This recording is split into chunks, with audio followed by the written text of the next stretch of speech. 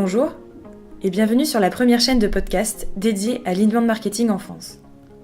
Lors de la première édition de l'événement Inbound Marketing France à Rennes, de nombreux experts venus du monde entier ont eu l'occasion d'échanger autour de ce sujet qui passionne de plus en plus de professionnels du commerce et du marketing en France. Si l'inbound marketing est un sujet qui vous intéresse, n'hésitez pas à vous abonner à cette chaîne YouTube et à activer les notifications en cliquant sur la petite cloche à droite de votre écran.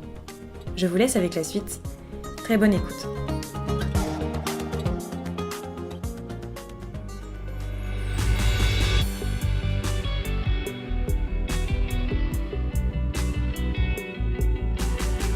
Bonjour à tous. Alors, c'est étonnant qu'on évite un avocat ou un juriste dans un contexte d'inbound marketing. Je pense que c'est l'actualité qui veut ça avec ce fameux RGPD, Règlement général sur la protection des données, dont tout le monde entend plus ou moins parler, principalement sous l'angle marketing des 4% du chiffre d'affaires mondial consolidé qui sont les nouvelles sanctions financières qui seront applicables. Ça, c'est le teasing commercial d'un certain nombre de professions, à commencer par les avocats, et pour faire comprendre aux dirigeants que les données personnelles, c'est plus qu'un accessoire. Il faut désormais les prendre un peu plus en considération.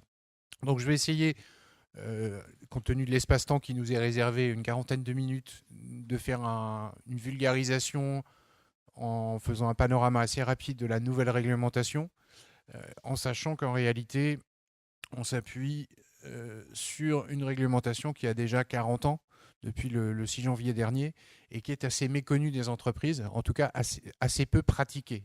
C'est-à-dire que si je fais juste un sondage dans la salle en fonction de vos horizons, qui a déjà fait ou entendu parler d'une déclaration auprès de la CNIL dans son entreprise? Qui les respecte réellement?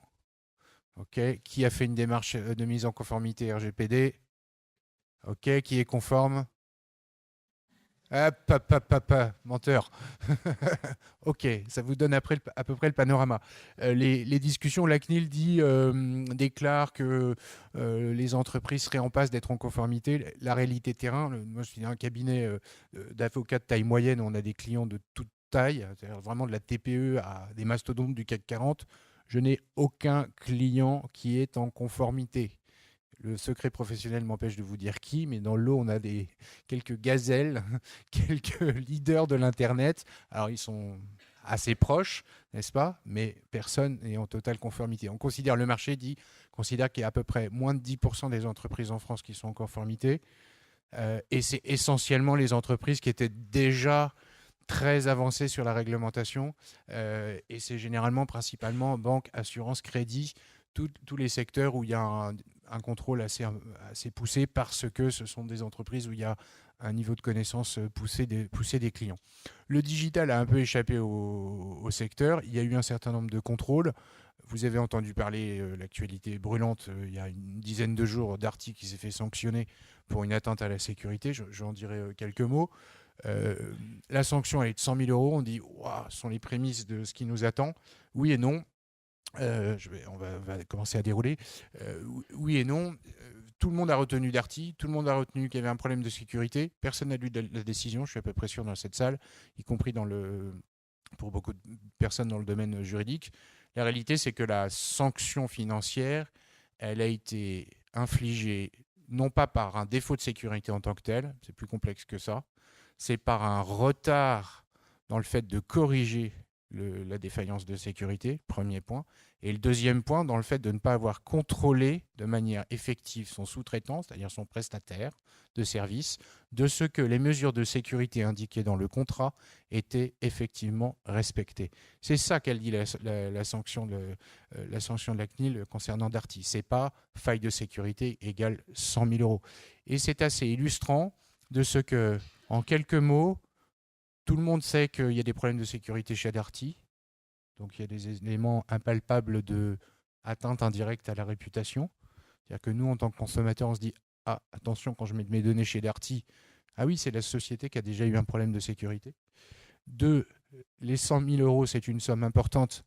Mais je peux vous dire, pour Vision Cabinet, si je le compare au coût du suivi de la procédure, 2, les éléments de correctif, c'est-à-dire je corrige les failles de sécurité, je corrige les procédures, je réinsuffle de la techno, je réinsuffle de la procédure, et en bout de chaîne, l'atteinte à la réputation dont j'ai parlé, les 100 000 euros, on parle de rien.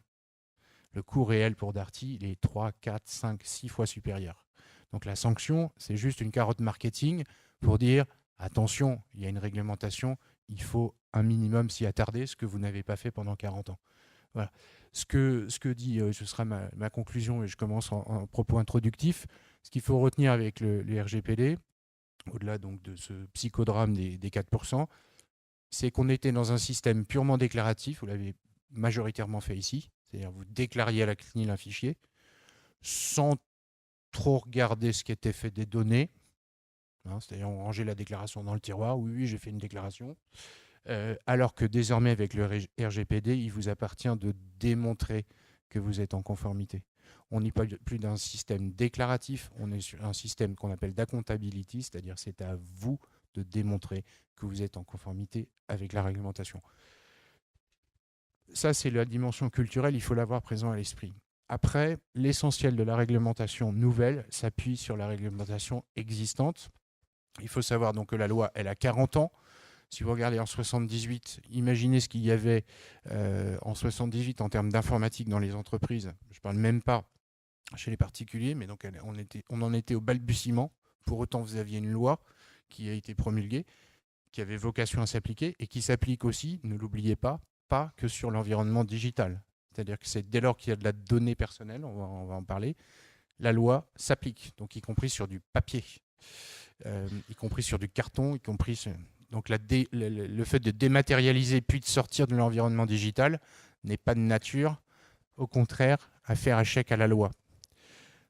Autre dimension, je fais une pause pour les entrants. Bonjour à tous.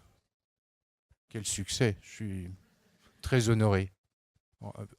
Pour résumer, pour les arrivants, la réglementation est finalement l'accouchement de celle préexistante qui est la loi de 78 qui a 40 ans et qui a pour, au-delà des sanctions financières, donc des 4% du chiffre d'affaires mondial consolidé, pour impact principal de renverser la charge de la preuve, c'est-à-dire qu'on n'est plus dans un système de déclaration auprès de la CNIL, mais dans un système où on doit démontrer en tant qu'entreprise qu'on est en conformité avec la réglementation. Et c'est ça un des impacts principaux de la loi. Et l'autre aspect était de dire que ce n'est pas tant les sanctions financières, mais c'est le fait de défendre son dossier et de se mettre en conformité qui coûte plus cher, ainsi que l'atteinte à la réputation, plus que les sanctions financières qui sont prononcées. Sauf évidemment si vous travaillez pour Google, Facebook, tous les GAFA. Là, il y a fort à parier qui feront l'objet de condamnations tôt ou tard et qui seront assez significatives, comme on a connu Microsoft dans les années 90 avec les lois antitrust, etc. C'est un moyen pour l'Europe de reprendre le pouvoir. Donc, maintenant, entrons dans le vif du sujet. Je vais réserver, donc, vous me bipez pour qu'il faut que je garde au moins une vingtaine de minutes pour les questions. Je ne doute pas qu'il y en aura.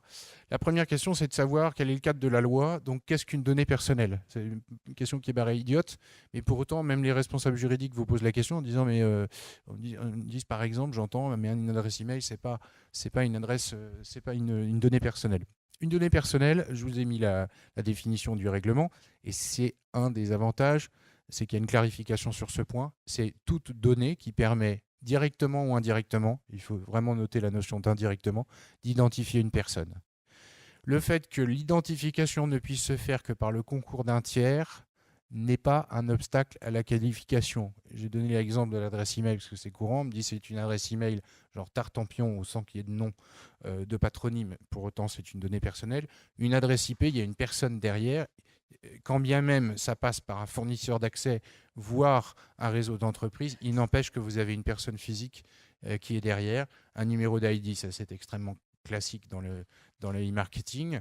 Un numéro de carte bancaire est une donnée personnelle. Une photographie est une donnée d'une personne, bien sûr, pas d'une chose, est une donnée personnelle. Ce sont autant d'éléments où, quand bien même on doit saisir quelqu'un pour obtenir l'identification, il y a bien une personne physique. Donc, si vous regardez globalement dans le e-commerce, dans le digital, tout ou presque est données personnelles. Il y a les cas où vous n'avez pas de données personnelles n'existent quasiment pas.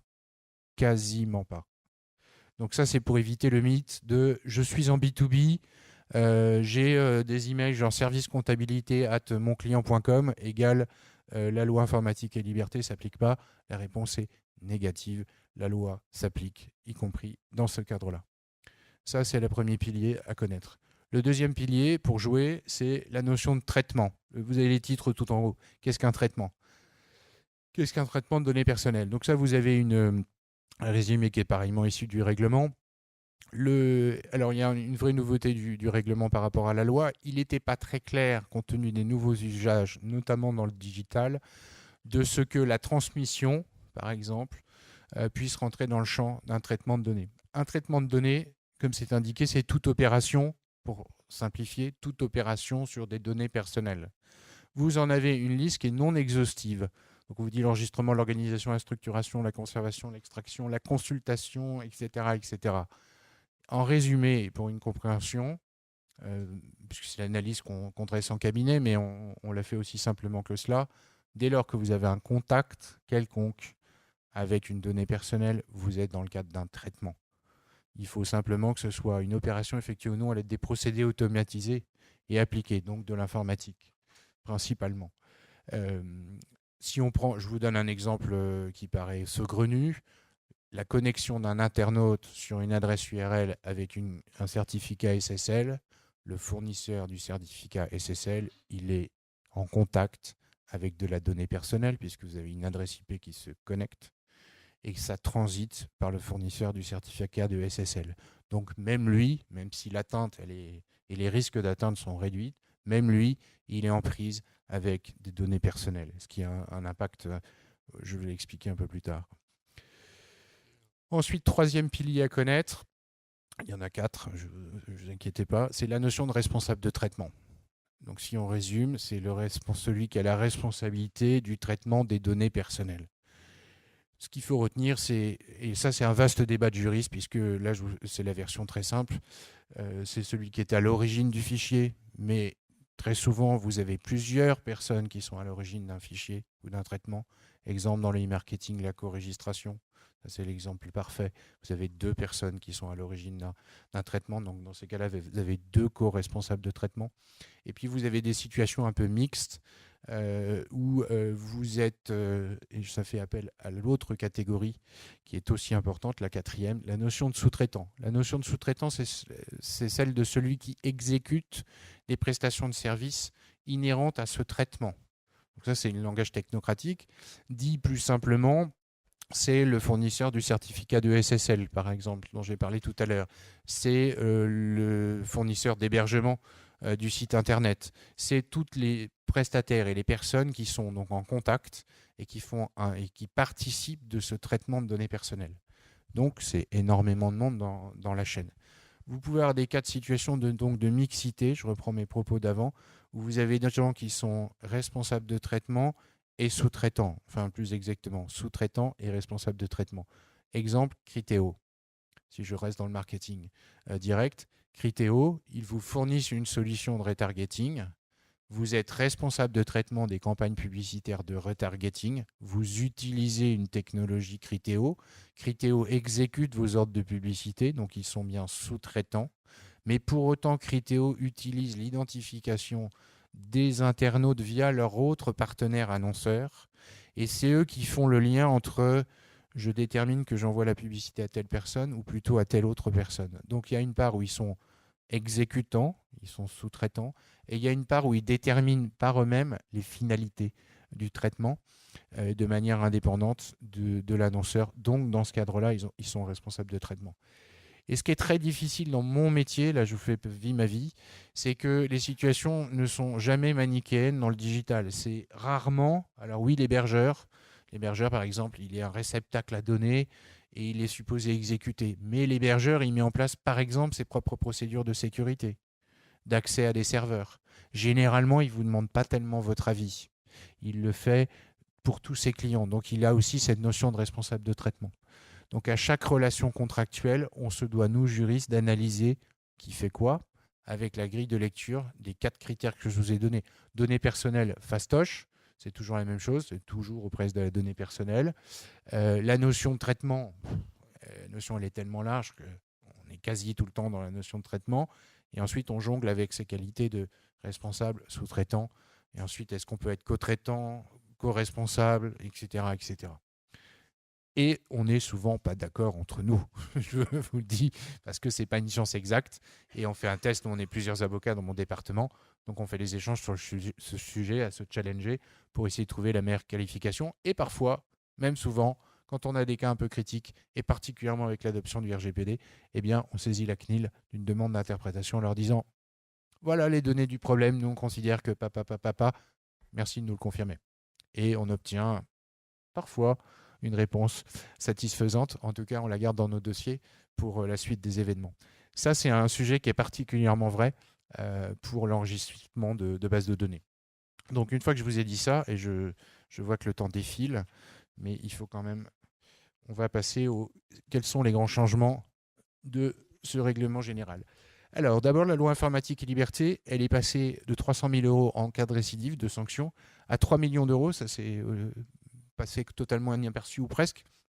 Grâce à la loi République numérique, c'est pas indiqué, mais elle date d'octobre 2016. Donc ça fait déjà quasiment un an et demi que le seuil des sanctions a été significativement augmenté. Sanctions pénales et financières. Pour autant, est-ce que vous avez entendu parler de sanctions devant les tribunaux? La réponse est négative. Donc c'est que, comme quoi, le marketing de la peur, ça ne touche que les imbéciles. Le RGPD, donc 20 millions d'euros, 4% du chiffre d'affaires consolidé. Il y a une petite nouveauté, c'est... Est-ce que j'ai le... Oui, c'est ça, c'est les actions collectives, les class actions. C'est que désormais, on pourra faire des actions collectives en matière de données personnelles. Ça, je pense que pour les avocats de personnes, morales type association de consommateurs, c'est du pain béni. Ça va, vous verrez, il y aura des procès de la sorte. Le pourquoi, je vous expliquerai à la fin sur les éléments d'impact. Donc, en quelques slides, c'est d'essayer de faire la synthèse des grands points d'appui en se raccrochant à ce qui existe, c'est-à-dire aujourd'hui, la loi informatique et liberté, elle est encore exécutable, elle est méconnue, comme je l'ai dit, donc c'est un rappel à la loi et voilà ce qui va changer. Donc, première chose, l'essence même de la loi, c'est on peut faire de la collecte de données, du traitement de données, mais il y a plusieurs conditions cumulatives. Il faut un consentement de la personne concernée, avec les notions dans lesquelles je ne rentre pas en détail, notamment d'opt-in dans un certain nombre de cas. Sinon, on est sur une acceptation, on va dire tacite. Exemple, le bandeau cookie. Tout le monde connaît le bandeau cookie. La CNIL considère que même si vous n'avez pas dit OK, à partir du moment où vous scrollez sur le site, à partir du moment où vous naviguez, vous êtes considéré avoir accepté les conditions contractuelles et donc le dépôt de cookies. Ça, c'est la réglementation actuelle. Ça va changer, vous allez voir. Ensuite, autre élément, à défaut d'un tel consentement, il est nécessaire en vue de l'exécution d'un contrat. L'exemple que je donne tout le temps, c'est que quand on va chez son boulanger, on signe un contrat de vente, enfin on conclut un contrat de vente, il n'est pas écrit, on met sa carte bleue ou son chéquier, c'est l'exécution d'un contrat. Une carte bancaire et une donnée bancaire, c'est une donnée personnelle, pour le coup. Et donc il y a un traitement de données personnelles, c'est fait certes via une banque, mais tout ça se fait sans contrat. Et il y a un consentement qui est induit, et en tout cas, il est en exécution d'un contrat, donc il est considéré comme licite. Ensuite, troisième condition éventuelle, c'est donc le respect d'une obligation légale ou l'intérêt vital de la personne concernée. Alors ça, c'est une notion technocratique, je ne l'ai jamais vu en cabinet. Ou encore en vue de l'exécution d'une mission d'intérêt public. Ça, on oublie, je pense qu'il n'y a personne dans la salle est issu d'une administration. Non? Ok, on passe à autre chose. L'obligation légale, c'est, eh bien très bien, je collecte la donnée de quelqu'un en vue de faire une facture, parce que j'ai une obligation légale de faire une facture, donc je dois collecter ces données. Donc j'ai ma justification. Et puis le quatrième et dernier point, voilà, le traitement est nécessaire aux fins des intérêts légitimes poursuivis par le responsable. Alors ça, c'est du langage de technocrate, ça ne veut pas dire grand-chose. C'est quand c'est pas inscrit dans la loi, quand c'est pas forcément expressément prévu ou accepté par le client, mais pour autant, c'est pas déraisonnable. Exemple, je vous donne un exemple idiot, le fait de compter ses clients, le nombre d'internautes par exemple, sur un site internet, ça peut avoir une certaine légitimité, il n'y a pas d'atteinte en tant que telle disproportionnée aux libertés individuelles, donc on va considérer qu'il y a un intérêt légitime. Ça, c'est le cadre actuel, et déjà, sur ce point-là, il n'est pas respecté de la plupart des sites de commerce électronique, sauf d'une certaine ampleur. Demain, qu'est-ce qui va se passer? Et je vais vous faire l'après-demain, même si vous n'avez pas le slide. Ça, ce sera pour l'année prochaine. C'est un renforcement du consentement. Le RGPD dit, OK, très bien. Le premier point, le consentement, c'est super, mais le consentement implicite, encore faut-il savoir de manière simple, libre, spécifique, éclairée et univoque à quelle sauce on va être mangé. Donc, si je reprends mon exemple des cookies, c'est très bien l'acceptation des cookies, mais c'est pas qu'une liste des cookies, c'est qu'est-ce qu'il y a comme cookies, qui est l'éditeur, quelles données vont être collectées, quelle utilisation va en être faite, pour quelle durée, qui va être destinataire de l'information, etc. Le tout dans un document juridique qui soit clair. Alors, la clarté, je vous invite, la bonne illustration, la parfaite illustration marketing ou juridique, c'est Google. Regardez les règles de paramétrage de vos comptes Google. Vous verrez de prime abord, ça paraît extrêmement clair. Alors, vous avez plein de paramétrages de publicité. Je ne sais pas si certains ont essayé de le faire. Personne n'a fait ça? Ah, vous me voyez rassuré, parce qu'ils savent beaucoup. Google, c'est beaucoup de choses, sinon beaucoup trop de choses. Quand vous paramétrez les règles de confidentialité, vous avez toute une série d'explications sur qu'est-ce qui est fait de vos données. Et vous avez deux niveaux d'information. Vous avez une information qui paraît comme ça de prime abord très simple, faite par le service client, le service marketing. En fait, je peux vous dire que ça a été vu, revu, revu par des juristes. Et puis derrière, vous avez une charte de vie privée qui reprend tout cela dans un langage beaucoup plus technocratique. Pourquoi ils ont fait ça? Pour vous plaire. C'est parce que le RGPD oblige à ça. Voilà, éclairé, un consentement éclairé, donc notamment dans des termes assez simples. Euh, le RGPD consacre le fait que le consentement, ça ne peut pas être un opt-out. Ça ne peut pas être un système déloyal de casse précoché par défaut. Ça c'est sanctionné depuis très longtemps, mais je le rappelle au cas où. Ou d'inactivité. Voilà. Et c'est aussi surtout, alors c'est un vœu pieux, mais la possibilité de retirer le consentement à tout moment, ce qui n'était pas expressément prévu forcément dans la réglementation, en tout cas communautaire. Je ne l'ai pas dit, pardon, ça c'est une déformation de juriste à force d'avoir les mains dedans. Un règlement communautaire, il est ce qu'on appelle en droit d'application directe, c'est-à-dire que le texte, il est transposable tel quel dans la réglementation nationale, contrairement à une directive. La directive, il y a besoin que ça passe par chacun des parlements, donc parce que c'est une garantie de ce que le droit soit le même ou presque dans chacun des pays de l'Union. Et il y a très très peu de points d'interprétation possible ou de soupape laissées aux États membres dans la transposition. Donc ce qui veut dire que ce dont on est en train de parler là, c'est pas valable que pour la France, loin s'en faut, c'est valable pour toute l'Europe. Je ferme la parenthèse. La loi informatique et liberté, elle consacre donc des droits pour les personnes dont les données sont connectées.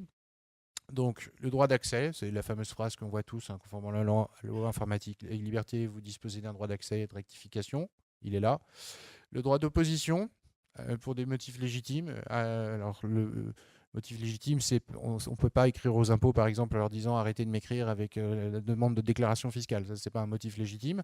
Mais par contre, quelqu'un qui vous fait du démarchage commercial, ça, on peut lui demander de cesser. Euh, et un truc nouveau introduit par la loi République numérique, les directives post-mortem. C'est le testament digital. Grosso modo, quand je meurs, mon compte Facebook, les données qui sont dedans, qu'est-ce qu'on y fait? Voilà, c'est ça. On est normalement, normalement, Facebook est supposé s'enquérir de savoir ce qui va être fait de vos données après votre mort, ce qui n'est pas le cas encore aujourd'hui. Le RGPD, qu'est-ce qu'il rajoute comme couche de droit? Il rajoute la notion de droit de portabilité des données. Ça, c'est un vrai sujet.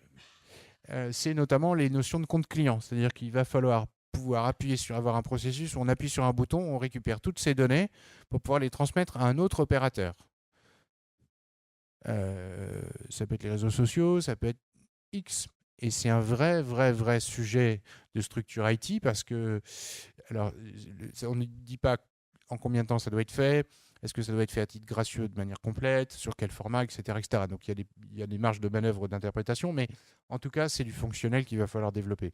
Et sinon, vous êtes en infraction avec la réglementation. Donc la personne, si elle est en incapacité de récupérer ces données, elle saisit la CNIL en disant mon droit à portabilité n'existe pas et vous êtes en infraction. Ensuite, il y a le droit à l'oubli. Ça, les médias en ont pas mal parlé. Finalement, c'est l'avènement d'un cycle. Internet, grand public, fin des années 90, début 2000, il y a des contenus qui se sont accumulés. Certains étaient nauséabonds.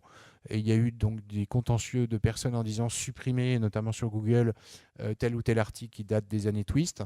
Il y a eu plusieurs décisions de justice. Il y a eu un arrêt de la Cour de justice de l'Union européenne qui a consacré le principe de droit à l'oubli. C'était déjà consacré en jurisprudence, mais on le retrouve dans le règlement général. C'est qu'au bout d'un moment, une donnée, elle a plus de pertinence à être exploitée.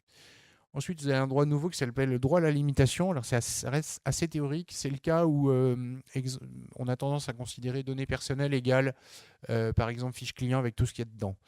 La réalité, c'est que données personnelles égale chacune des données qui sont composées dans la fiche client. Donc, si vous avez quelqu'un qui se rend compte que telle information, par exemple, est erronée, il peut très bien vous dire, eh bien, vous allez continuer à exploiter ma fiche client, mais par contre, ce champ-là, je considère il est erroné, donc vous allez cesser de l'utiliser le temps de la procédure de vérification. C'est notamment ça le droit à la limitation. Euh, Vous avez une protection renforcée donc des mineurs. Ça, c'est un des points où les États membres disposent d'une possibilité de transposition. Donc, c'est entre 13 et 16 ans à déterminer. Pour l'instant, c'est pas calé, on est plutôt autour de 15 dans les derniers débats parlementaires.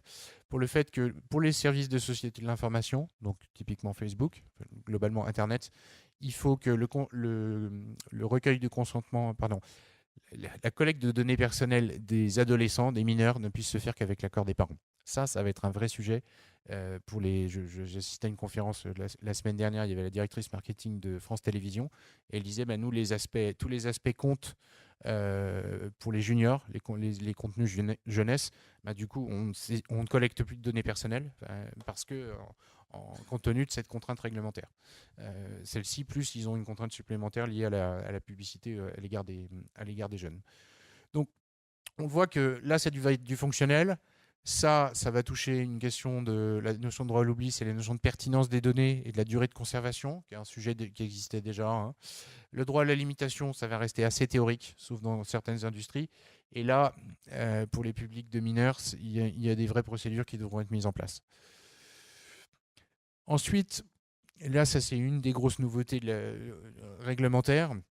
La loi informatique et liberté prévoyait les notions des principes de sécurisation des données, qui est une bonne pratique, au-delà des obligations légales.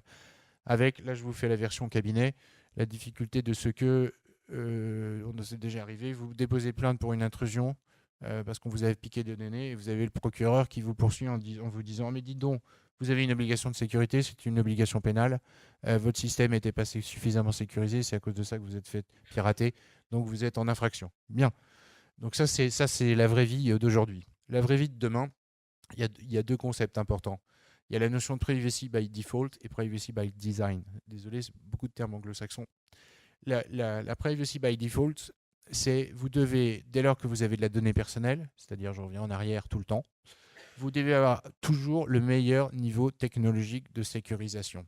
Ce principe, il a été posé pour éviter les débats de juristes, d'avocats notamment, qui est sur la notion d'état de l'art et la notion de meilleur état de l'art.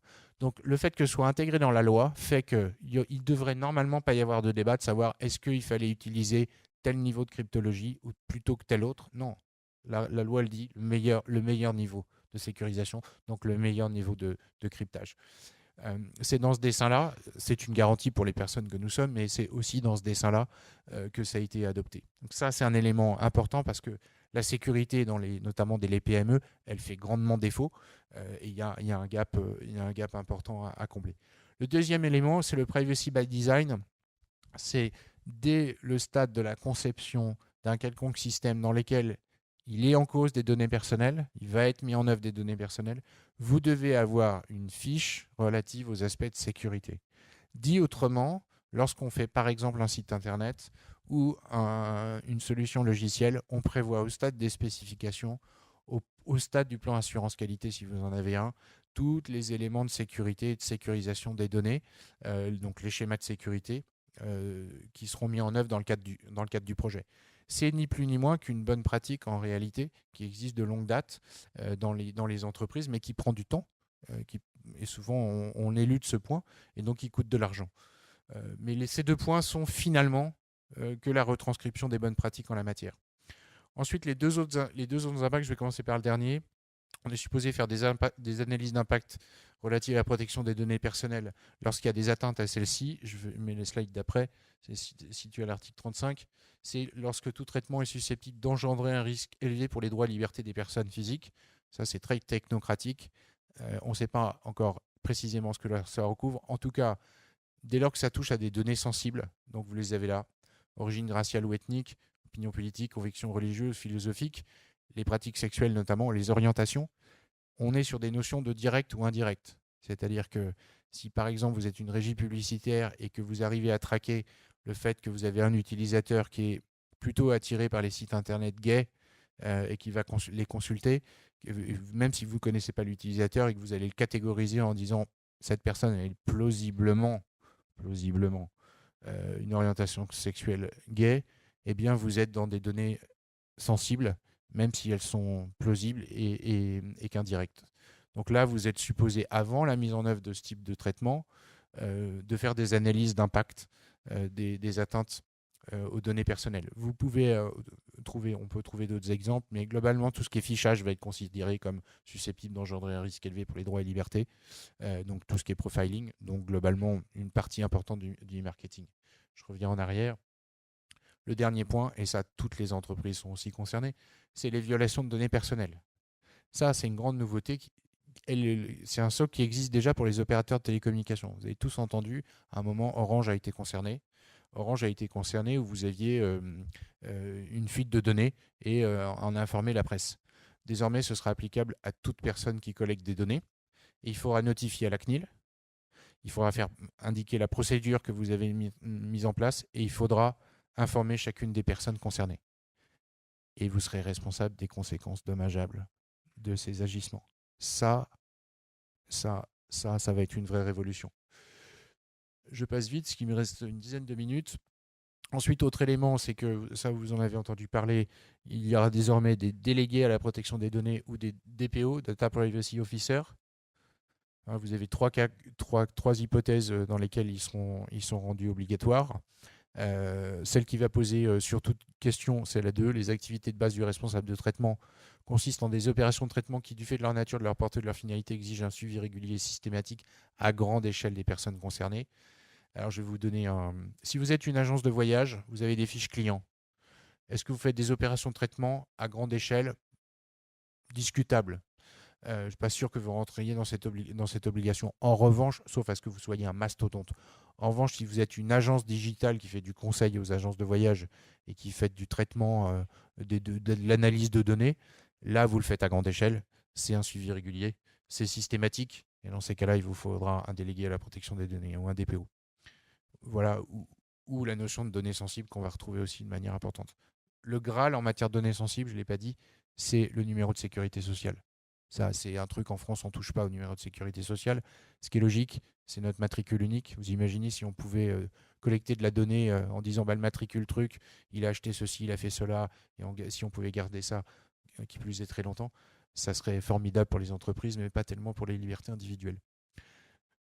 Autre grande nouveauté, je vous ai dit tout à l'heure, on est passé d'un système de déclaration à un système d'accountability. C'est à vous de démontrer. Il faut que vous ayez un registre des activités de traitement de données, donc un registre des données personnelles. Avant, on faisait 3 déclarations CNIL, on les mettait dans le tiroir, on ne s'occupait pas de ce qu'il y avait. Maintenant, il faut un fichier dans lequel on dit j'ai un fichier client, il y a telle donnée, il y a telle personne qui a accès, c'est sur tel système, c'est sur tel fournisseur, il y a telle finalité, telle donnée, je l'envoie à tel prestataire pour faire telle chose, et ainsi de suite. En cas de contrôle, vous êtes supposé appuyer un bouton, le contrôle de la CNIL, vous êtes supposé appuyer sur un bouton et avoir ce document. Rien que ce document, dans la plupart des entreprises, même une PME, c'est une tannée de le faire. Parce qu'en fait, personne ne sait. Personne ne sait. Ensuite, l'autre élément, et j'accélère pour qu'on ait quelques questions, c'est qu'il va falloir s'enquérir davantage des relations avec ses sous-traitants. Sous-traitants au sens loi informatique et liberté. C'est-à-dire celui qui a accès à des données et qui les traite pour votre compte. L'élément nouveau, je vois ceux qui font des photos, c'est surtout ça qu'il faut photographier, c'est que de manière très résumée, le RGPD crée une co-responsabilité entre le responsable de traitement et les prestataires de services qui l'utilisent, qui ont la qualité de sous-traitant. Le moyen de s'exonérer de sa responsabilité en tant que responsable de traitement, c'est de dire voilà la feuille de route extrêmement précise que j'ai donnée à mon sous-traitant et il ne l'a pas respectée. Et dans ce cadre-là, le sous-traitant, lui, va assumer sa responsabilité seul. À défaut, notamment si vous n'avez pas fixé de manière précise cette feuille de route, vous 1, 2, 3, vous assumez seul cette responsabilité à l'égard des personnes dont les données sont collectées. Si vous avez bien écouté ce que j'ai dit en propos introductif, alors je ne parle pas des derniers arrivés, je parlais de l'affaire Darty et la faille de sécurité, n'ont pas été sanctionnés pour la faille de sécurité, mais par le fait de ne pas avoir contrôlé de manière effective les procédures de sécurité pour lesquelles son prestataire de service s'était engagé. On trouve en ersatz le RGPD. Donc, et demain, alors les slides datent un peu, donc le projet de loi il est arrivé juste avant Noël, on parle de CNIL 3, il est actuellement en débat devant l'Assemblée nationale, il a été promis par le gouvernement avant mai 2018, et la CNIL a promis qu'elle n'arriverait pas à faire des contrôles dès le 26 mai, mais peut-être que le 27. Et le message de la CNIL étant sur le sujet, mais pas de difficulté, on regardera si les entreprises ont engagé une démarche de conformité. En revanche, la conformité à la loi de 78 est acquise. Dit autrement, c'est mettez-vous en conformité déjà avec la loi de 78, initiez une démarche, pas complètement aboutie, mais initiez une démarche de mise en conformité, et dans ces cas-là, on sera clément. Procédure CNIL, 3 mois pour la mise en conformité. 3 mois. Donc ça va très très très vite. Quand il faut faire un registre de traitement et qu'il y en a partout, en 3 mois, dans des entreprises un peu importantes, je me défie d'y arriver. Ce sera le mot de la fin. Après, je laisse les questions, j'aurai peu de temps. Qu'est-ce qu'on est supposé avoir en cas de conformité? Alors là, on sort tous l'appareil photo. Conformité RGPD. Un registre des traitements. Donc ça, pour ceux qui n'ont pas commencé, vous quittez la salle et vous y allez. Les analyses d'impact, ça c'est pour les quelques entreprises qui peuvent être concernées. L'encadrement des transferts de données hors de l'Union européenne, j'en ai pas parlé, enfin je ne l'ai pas développé, mais c'est dans le cadre de la gestion de ces sous-traitants. On est supposé avoir des accords spécifiques. Les mentions d'information, donc c'est partout où il y a de la collecte de données. Ça va avec les modèles de recueil de consentement. C'est le conformément à la loi informatique et liberté, plus les directives post-mortem, plus une charte vie privée de voilà ce que je vais faire de vos données, tel type de données, telle durée, etc. etc. Pour les cookies, pour le fiche client, pour la RH, pour tout ça. Ensuite, les procédures mises en place pour l'exercice des droits. Alors ça, c'est une grosse carence dans les entreprises, même structurées, où vous leur dites, bah, très bien, vous avez une demande d'accès, comment que ça se passe? Bah, je sais pas, j'appelle Robert, et puis ensuite, oui, bah, tout ça, il faut que ce soit écrit. Les contrats avec les sous-traitants, ça rejoint les transferts hors UE, c'est ce que j'ai dit. L'encadrement des relations, donc c'est toi sous-traitant, voilà le niveau de sécurité que j'attends, voilà les procédures, voilà comment tu vas travailler. Les procédures internes en cas de violation de données, c'est la fameuse notification dans les 72 heures, la CNIL. Ça, il faut qu'il y ait une vraie procédure, c'est-à-dire qui détecte, qui informe qui. Ensuite, comment on informe les personnes concernées, qui doit informer la CNIL, quelle est la procédure d'urgence, etc., etc. Et les preuves que les personnes concernées ont donné leur consentement. Ça, si vous voulez faire de la R&D, il y a un vrai marché. Aujourd'hui, vous n'avez, à ma connaissance, pas de technologie recevable qui conserve une trace recevable de la preuve d'un consentement. Et avec ça, vous serez à peu près en conformité avec le RGPD. Il reste 2 minutes pour les questions. Je suis navré, j'ai été plus bas. Oui, monsieur.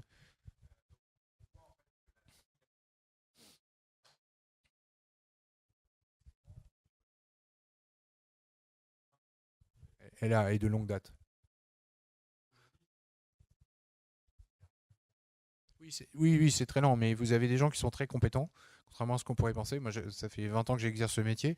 Il y a 5, 6, 7 ans, la CNIL a pris un vrai virage. Ils ont recruté des ingénieurs. Vous avez des gens vraiment de bon niveau. Après, ils croulent sous le travail. Ils ont une arme qui est magnifique, là. C'est que jusqu'à présent, ils devaient enquêter. C'est-à-dire, ils venaient, Tinoum, bonjour, c'est la CNIL, alors vous allez me montrer ça, etc. Là, ils appuient, ils disent, très bien, montrez-moi que vous êtes en conformité. C'est beaucoup plus facile. Vous n'avez pas à chercher. C'est pas exactement comme ça. Là, je le fais en version caricaturale. Et il y a un autre aspect, c'est ils pourront contrôler à distance, notamment via Internet. Donc, ils pourront prendre un site de e-commerce en disant, OK, ah bah, la charte cookie, elle n'est pas bonne. La charte vie privée, elle n'est pas bonne. Hop, j'envoie directement une sanction. Et ça existera. Ça se passera. Oui. Monsieur, après vous, peut-être.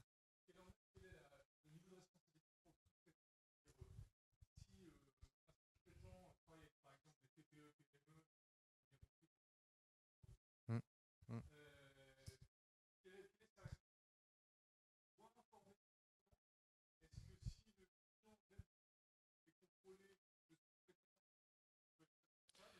Ils peuvent, oui, ils peuvent avoir.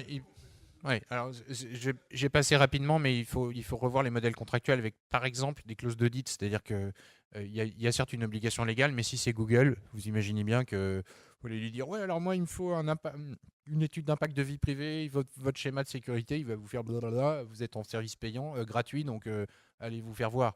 Donc si je prends cet opérateur typiquement, je donne celui-là et Google Analytics, puisque vous avez une version payante ou une version gratuite. Basculez sur la version payante, c'est un vrai. Alors, et le plus petit, après, vous pouvez le décliner, c'est que il y a donc un principe de co-responsabilité. Bon. Encore faut-il pouvoir attraper son co-contractant. Encore faut-il pouvoir démontrer qu'il est en faute éventuelle. Donc, c'est ce que j'ai indiqué sur les aspects contractuels. Et encore faut-il qu'il coopère réellement, et notamment en phase de contrôle. Et le vrai sujet, il est là. Parce qu'après, c'est pas se faire peur. Il y aura sans doute des condamnations par défaut. Mais c'est en cas de contrôle, bah, vous me demandez, je vous donne des exemples, vous demandez la politique de sécurité de tel hébergeur, je donne volontairement pas de nom, et l'hébergeur, il est dans le nord de la France, et puis il vous répond pas. Il vous dit, bah tiens, t'as un lien là, démerde-toi. Ah, ouais. Monsieur là,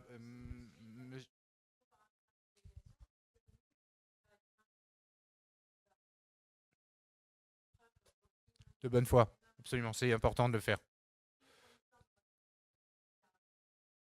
Ouais, mais la CNIL est assez claire là-dessus, hein. Elle dit, voyez ça comme un avantage concurrentiel, c'est-à-dire qu'un opérateur, notamment américain, qui se plie pas à la réglementation communautaire, rien ne vous oblige à travailler avec lui.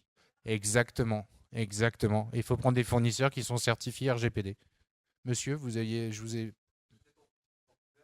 Ah, loi de 78, ouais, depuis ça fait 40 ans ouais, qu'elle s'applique, ça c'est sûr.